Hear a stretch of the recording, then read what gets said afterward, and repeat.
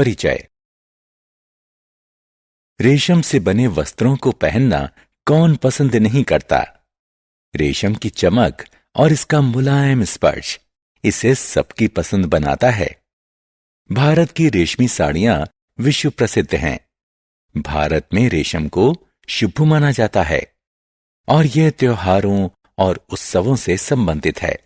चाहे यह दिवाली, दशहरा या दुर्गा पूजा हो या फिर सगाई, विवाह या परिवार में किसी नए सदस्य का आगमन, रेशम उस अवसर की शोभा बढ़ा देता है।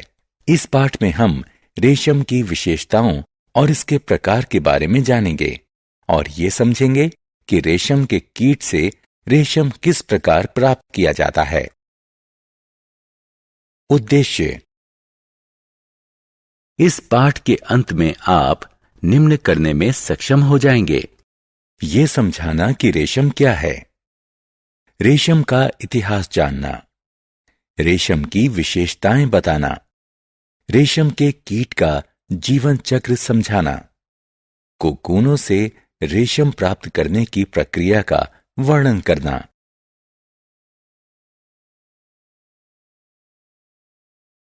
रेशम। रेशम उम्दा, मजबूत बनावट और चमक वाला एक प्राकृतिक प्रोटीन फाइबर है। रेशम की चमक इसकी त्रियामी प्रिज्मनुमा संरचना का परिणाम होती है। रेशम का उत्पादन कई कीटों जैसे रेशम के कीट, मधुमक्खी, ततैया द्वारा होता है और चींटियां इसका प्रयोग अपना घोंसला बनाने में करती हैं। मकड़ी भी रेशम का उत्पादन करती है, लेकिन रेशम के कीट द्वारा बनाए गए रेशम के संवर्धन से रेशम के वस्त्र बनते हैं। रेशम का इतिहास। रेशम की खोज करीब 3500 साल पहले सर्वप्रथम चीन में एक चीनी महारानी ने की थी। भारत में ऐसे प्रमाण मिले हैं कि सिंधु घाटी की सभ्यता में रेशम का प्रयोग होता था। आज भारत रेशम का दूसरा सबसे बड़ा निर्यातक है। इसका बड़ा भाग कर्नाटक में उत्पादित होता है।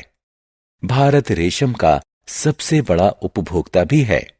धरमवरम रेशम, कांजीवरम रेशम, मैसूर रेशम, बनारस रेशम, मुर्शिदाबाद रेशम इत्यादि भारत के कुछ प्रसिद्ध रेशम हैं। रेशम की विशेषताएं। रेशम मजबूत और लचीला होता है। रेशम स्पर्श में मुलायम होता है, लेकिन फिसलन भरा नहीं होता। रेशम में चमक दमक होती है। यह हाइपो एलर्जिक होता है। इसका अर्थ हुआ कि यह मनुष्यों में कम एलर्जी पैदा करता है। रेशम नमी को सोख लेता है। रेशम गर्मी में ठंडा और ठंड में गर्म रहता है। इसका रख रखाव आसान होता है।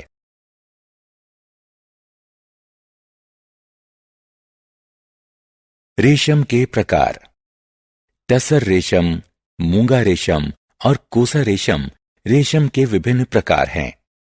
ये रेशम विभिन्न कीटों द्वारा काते गए कोकूनों से प्राप्त होते हैं। शहतूत रेशम रेशम की सभी श्रेणियों में सबसे प्रसिद्ध है और इसका उत्पादन शहतूत रेशम कीट से होता है, जो शहतूत के पेड़ पर पलते हैं। इन कीटों का पालन घर के अंदर होता है और इन्हें पूर्णतः पालतू बना लिया जाता है। ज्यादातर व्यावसायिक रेशम शहतूत रेशम होता है।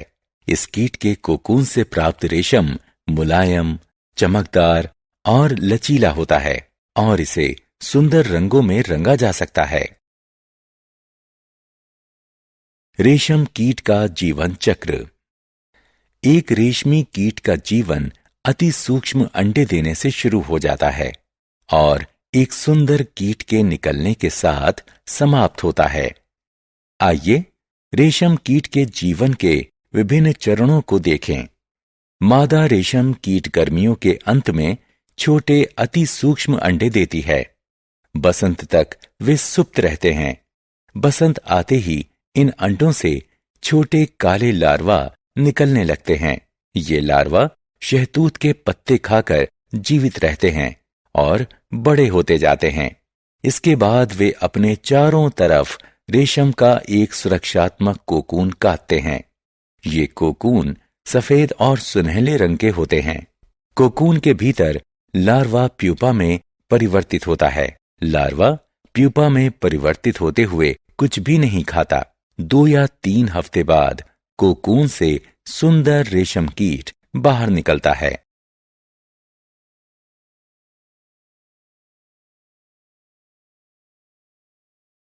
कोकून से रेशम।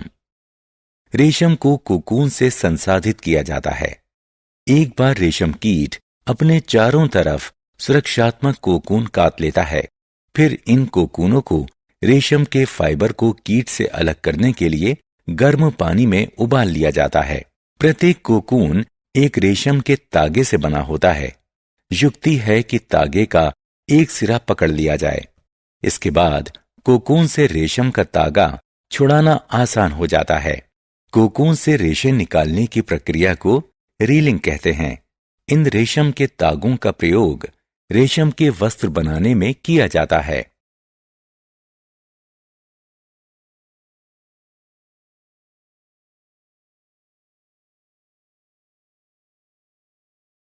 सारांश।